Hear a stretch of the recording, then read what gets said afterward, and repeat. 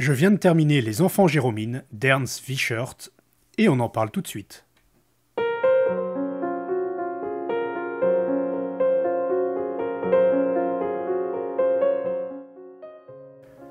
Pas de suspense, j'ai beaucoup aimé ce roman.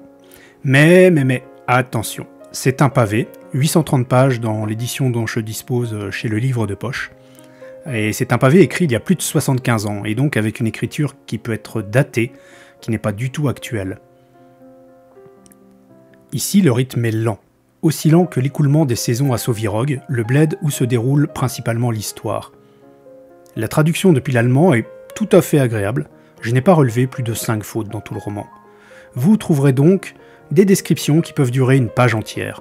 Vous trouverez aussi des dialogues qui peuvent vous sembler sans intérêt de prime abord, mais qui vont venir renforcer le caractère des personnages.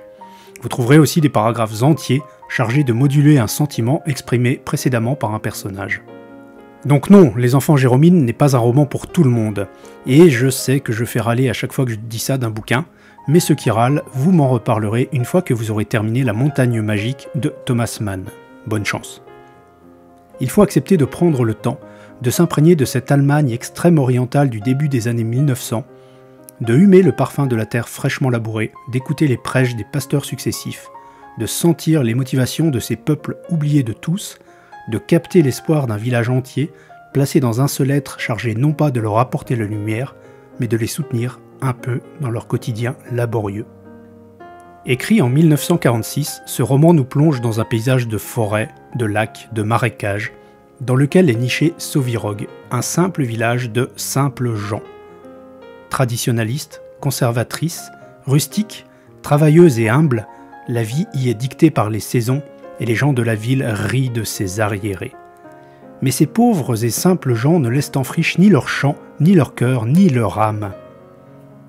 Une morale collective les guide au travers de cette cinquantaine d'années que l'on va suivre avec la famille Jérômine, une morale qui leur permet de ne pas sombrer dans les affres de l'esprit belliqueux, puis revanchard, puis dans la spirale du nazisme lorsqu'elle s'enclenche. Mais ce roman, c'est aussi un roman d'apprentissage, celui du jeune Jons, que l'on va suivre tout particulièrement et dans lequel seront placés les espoirs de tout le village. Avec ses 6 frères et sœurs, son destin sera finalement lié à celui de tout un peuple, malmené par la fureur du monde, mais fidèle à sa morale. J'ai donc passé un long et bon moment à Sauvirogue, même si je n'adhère absolument pas à tout ce que Wiechert nous raconte.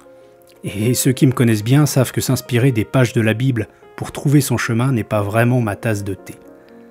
Mais la proximité de ces petites gens qui portent en elles l'ADN de la nation au contraire des habitants des villes qui mutent sans cesse, l'humanisme qui transpire de ces pages, et tout simplement ce pan d'histoire abordé sous un angle différent de celui que l'on peut découvrir habituellement, le tout servi par un style lourd mais précis et même délicat, m'a conquis. Je le recommande donc chaudement, mais armez-vous de votre patience la plus aiguisée.